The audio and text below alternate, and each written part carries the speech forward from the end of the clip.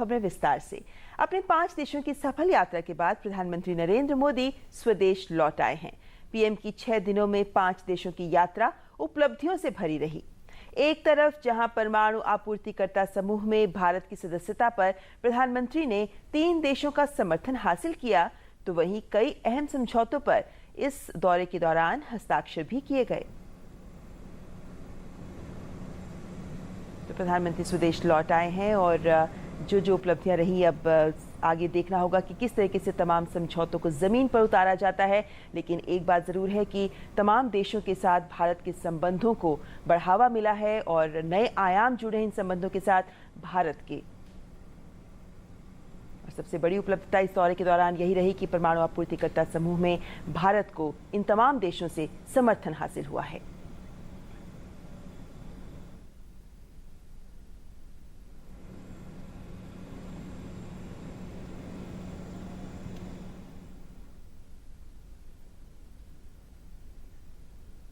जी, आपसे कुछ देर पहले प्रधानमंत्री वापस लौटे और प्रधानमंत्री मोदी की 6 दिन में 5 देशों की यात्रा कई मायनों में सफल रही। भारत को एनएसजी ग्रुप की सदस्यता के लिए 3 देशों का समर्थन मिला, तो सामरिक संबंधों के लिहाज से भी ये यात्रा खासी महत्वपूर्ण रही। आतंकवाद जैसे मसलों पर पीएम मोदी तमाम देशों का समर्थन हासिल करने में कामयाब रहे। वहीं व्यापारिक लाभ की दृष्टि से भी इस यात्रा में भारत के खाते में काफी कुछ आया है। प्रधानमंत्री नरेंद्र मोदी शनिवार को जब 5 देशों की यात्रा पर रवाना हुए थे, तो उनके एजेंडे में एनएसजी की सदस्यता के लिए समर्थन जुटाने के अलावा इन देशों के साथ भारत के व्यापारिक और सामरिक संबंधों को मजबूत करना और लोगों के बीच आपसी सहयोग को मजबूत करना था। पीएम के इस विदेश दौरे की सबसे बड़ी उपलब्धि रही है एनएसजी यानी न्यूक्लियर सप्लायर ग्रुप में भारत की एंट्री के लिए 3 अहम देशों का समर्थन। सबसे पहले स्विट्जरलैंड ने भारत का समर्थन करने की बात कही और इसके बाद राष्ट्रपति ओबामा ने फिर से भारत को अमेरिकी समर्थन पर मुहर लगाई। अपनी यात्रा के आखिरी पड़ाव में पीएम मोदी ने मैक्सिको का भी समर्थन हासिल कर लिया है। रक्षा और सामरिक संबंधों के लिहाज से पीएम का यह दौरा बेहद खास रहा। सबसे बड़ी सफलता मिली अमेरिका में, जहां भारत को मिसाइल टेक्नोलॉजी कंट्रोल रिजीम यानी MTCR में प्रवेश मिलने के लिए हरी झंडी मिल गई। इसके अलावा अमेरिका ने भारत को अहम रक्षा सहयोगी के तौर पर भी मान्यता दे दी। अमेरिका की ओर से भारत में 6 परमाणु संयंत्रों का निर्माण कार्य भी जल्द ही शुरू होगा। दोनों देश उस दस्तावेज पर भी रजामंद हो गए हैं जिसके तहत जरूरत पड़ने पर एक दूसरे के सैन्य तंत्रों का प्रयोग किया जा सकता है। बात अगर कतर की करें तो दोनों देश आतंकवादी गतिविधियों के लिए मिलने वाली मदद पर अंकुश लगाने के लिए खुफिया सूचना साझा करने पर भी सहमति जता चुके हैं। वहीं मैक्सिको में दोनों देशों ने रणनीतिक साझेदारी के संबंधों को और मजबूत बनाने के लिए एक मजबूत प्रारूप बनाने पर सहमति जताई। आतंकवाद के मसले को पीएम ने इस दौरे में प्रमुखता से रखा है।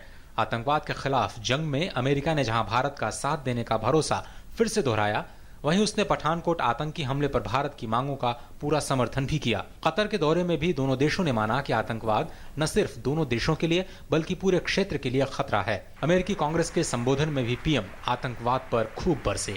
Need of the hour is for us to deepen our security cooperation and base it on a policy that isolates those who harbour, support and sponsor terrorists.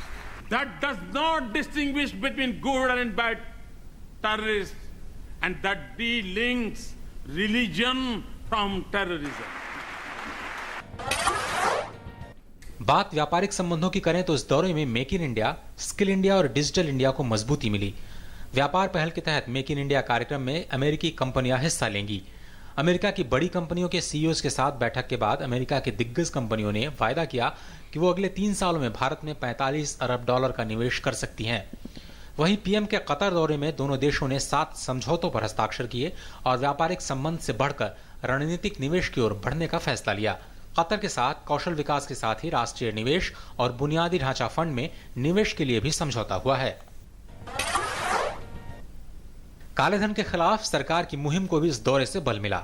Geneva में स्विस राष्ट्रपति से पीएम मोदी की मुलाकात के बाद दोनों देशों ने कालेधन और टैक्स चोरी से साझा लड़ाई पर सहमति जताई।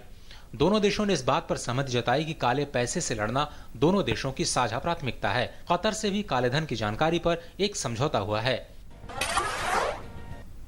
प्रधानमंत्री के दौरे में लोगों के बीच संपर्क और सांस्कृतिक संबंधों पर भी खासा जोर रहा।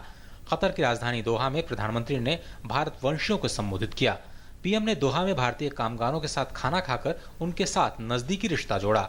वहीं रणनीतिक लिहाज से महत्वपूर्ण अफगानिस्तान के हेरात प्रांत में अफगान भारत मैत्री बांध का उद्घाटन करके पीएम ने दोनों देशों की पुरानी दोस्ती को और भी पुख्ता किया। यात्रा के दौरान प्रधानमंत्री मोदी को अफगानिस्तान के सर्वोच्च नागरिक सम्मान हमीर अमानुल्लाह खान अवार्ड से भी नवाजा गया। वहीं अमेरिका दौरे में पीएम ने अमेरिकी कांग्रेस के संयुक्त सत्र को संबोधित करके अमेरिका के सबसे ताकतवर संस्था के सामने तमाम मसलों पर भारत का पक्ष रखा। इसी दौरे में अमेरिका ने भारत को 12 प्राचीन मूर्तियां भी लौटाई। कुल मिलाकर 6 दिन में 5 देशों की यात्रा करके पीएम ने 40 से ज्यादा कार्यक्रमों में हिस्सा लिया।